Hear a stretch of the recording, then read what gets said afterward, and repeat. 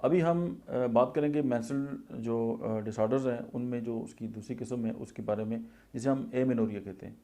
ए का मतलब है एब्सेंट और मेनोरिया आप यानी मेंसेस का ना होना।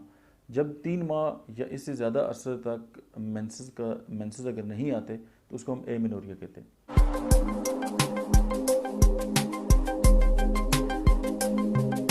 बिस्मिल्लाहिर्रहमानिर्रहीम, अस्सलाम वालेकुम। मेरा नाम डॉक्टर अहमद इजाज़ है और मैं सिविल होमियो क्लिनिक से बड़ाबाद से आपसे मुखातब हूँ। अभी हम बात करेंगे मेंस्ट्रुअल जो डिसऑर्डर्स हैं उनमें जो उसकी दूसरी किस्म है उसके बारे में, जिसे हम एमेनोरिया कहते हैं।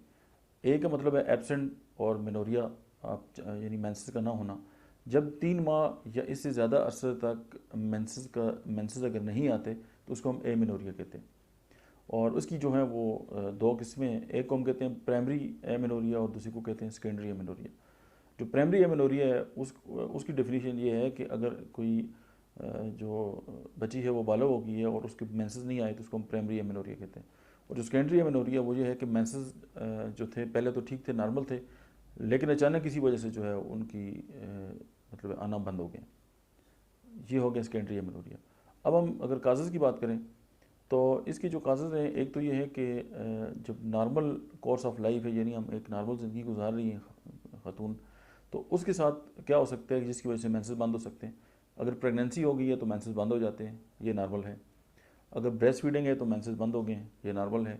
अगर मीनोपॉज हो गया यानी उनकी जो मेंसेस की उम्र थी वो ख़त्म हो गई और अभी मेंसेस बंद हो गए हैं, तो ये बिल्कुल नॉर्मल है। ये एमेनोरिया जो है।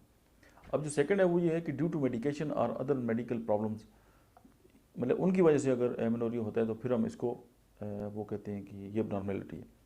उसमें एक तो ये है कि ओवुलेशन एबनॉर्मेलिटी है। अगर ओवरीज के अंदर ओवुलेशन नहीं हो रही तो एमेनोरिया अगर हो गया तो ये डिजीज़ है, बीमारी है। बर्थ इफेक्ट है, यानी किसी का यूट्रस जो है वो अपने साइज़ में कम है या और उस तरह की जो ग्रोथ की इश्यूज़ हैं वो हैं। और उसके बाद ओबेसिटी है, अगर मोटापा है और उसके साथ जो है वो मेंसेस नहीं आ रहे तो ये इशू है। और ईटिंग डिसऑर्डर्स में जो है एक्सेसिव एक्सरसाइज है।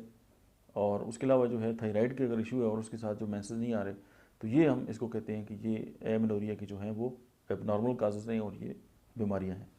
अब हम देखते हैं कि होम्योपैथिक जो ट्रीटमेंट है एमेनोरिया के लिए वो क्या है। सबसे पहले जो one of the best medicine है वो है पल्साटीला। यानी ऐसी ख़वातीन जिनका मिजाज पल में तोला पल में माशा और जो फ्लक्चुएशन आती है उनके मूड्स के अंदर, और वो बंद कमरे में बैठना जो है उनको मतलब है कि बहुत उनके लिए मुश्किल होता है और वो खुली हवा जो है वो पसंद करती हैं। और आपने अक्सर ये भी देखा होगा कि कुछ ख़वातीन ऐसी होती हैं कि वो बहुत ठंड होगी लेकिन फिर भी वो कहेंगी कि ये खिड़कियाँ दरवाजे जो हैं वो खोल दें, रोशनदान वगैरह खोल दें ताकि उनको जो है वो बेहतर फील हो। उसके अलावा अगर मोटापा है और उसके साथ जो है वो एमेनोरिया है तो किलकेरिया कार्ब, यानी मोटापे की वजह से अगर एमेनोरिया हो गया। उसके अलावा जो है ग्लूनाइन है, जिसे हार्ट फ्लैशेस जब चल रहे होते हैं और जिस्म में गर्मी की लहरें, तो ग्लूनाइन। उसके बाद फेरममेट है, अगर खून की कमी के साथ इस तरह की इश्यूज़ हैं तो ये भी एक बहुत बड़ी वजह है एमेनोरिया की, तो उसमें फेरममेट जो है। और फेरममेट में एक ख़ास बात यह है कि मरीज़ का चेहरा जो है वो सुर्ख होता है। आप चेहरे को देखेंगे आप कहेंगे इसमें तो खून भरा हुआ है, लेकिन उसकी बाकी बॉडी या बॉडी के अंदर जो है खून बिल्कुल नहीं होगा। और उसके बाद ब्रायोनिया है, सीपिया है, ज़ाहिर है जब हार्मोन्स का बैलेंस ख़राब होता है। फास्फोरस है, अगर बॉडी के अंदर जो है वो चर्बी के डिपॉजिट्स हैं ओवरीज के अंदर या फ्लोपिन ट्यूब के साथ। उसके बाद ग्रेफाइट्स है, ग्रेफाइट जो है वो भी हार्मोन्स को रेगुलेट करती है। सिमिसिफ्यूगा है, यूट्रस के साथ अगर इश्यूज़ हैं। उसके अलावा अगर खून की कमी है तो चाइना बहुत अला दवाई है। फिर फेरमफास, वो भी खून की कमी के लिए। हेलोनियास जो है यूट्रस की कमज़ोरी के साथ अगर एमेनोरिया है। इग्निशिया अगर डिप्रेशन या साइकोलॉजिकल डिसऑर्डर्स हैं तो उसके साथ अगर एमेनोरिया हो गया। उसके अलावा अगर थायराइड की इश्यूज़ हैं तो इग्निशिया। और नेट्रोम्यूराटिकम इग्निशिया का क्रॉनिक है और नेट्रोम्यूर का क्रॉनिक जो है फास्फोरस है।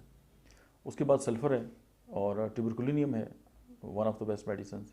काली कार्प है।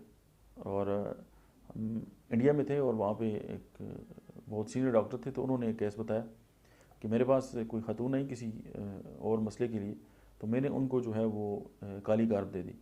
तो वो तीसरे दिन दोबारा मेरे पास आ गए तो उन्होंने कहा कि आपने कौन सी दवाई दी थी। तो मैं उनके साथ मतलब काफ़ी उनकी फैमिली के लोग थे, मैं बहुत परेशान हो गया। तो मैंने उनको मटीरियल मेडिका खोला, काली काली कार्प निकाली और उनको दे दी। मैंने कहा ये मेडिसिन दी थी। तो अच्छा, उसके बाद उनके पास एक बक्सा था, उन्होंने उसमें से मिठाई निकाली मुझे दी, मुझे कपड़े दिए, मेरे गले में हार पहनाए। तो मैंने कहा क्या हो गया। तो उन्होंने कहा कि हमारी बच्ची थी, उसके 10 साल से जो मेंसेस हैं वो डिस्टर्ब थे, मतलब होते ही नहीं थे। और उसी वजह से शादी भी रुकी थी। तो हम समझते थे कि उसकी ज़िंदगी में कभी शादी नहीं होगी, लेकिन वो आपकी उसने 2 पुड़ियाँ खाई हैं और उसके 10 साल के बाद उसको मेंसेस हो गए। तो ये हमारे लिए बड़ी खुशी का दिन है कि हमारे मतलब है कि इस तरह का हम मायूस हो गए थे। तो फिर आपको पता है कि उस सोसाइटी में जो है वो इस तरह की जो ख़वातीन हैं उनकी शादी कितने मुश्किल और बहुत सारे दायरे मसाइल होते हैं। तो वो बड़े खुश हुए। फिर कहते हैं कि मैंने अपने एक सीनियर टीचर थे उनको कॉल की कि जी मैंने एक नई सिम्टम जो है वो काली कार में दराफ्त की है कि इस तरह मेंसेस अगर ख़राब हों इतने पुराने हों तो ठीक हो जाते हैं।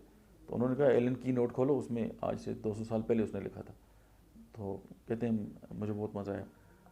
ये आपके लिए भी एक गाइडलाइन है।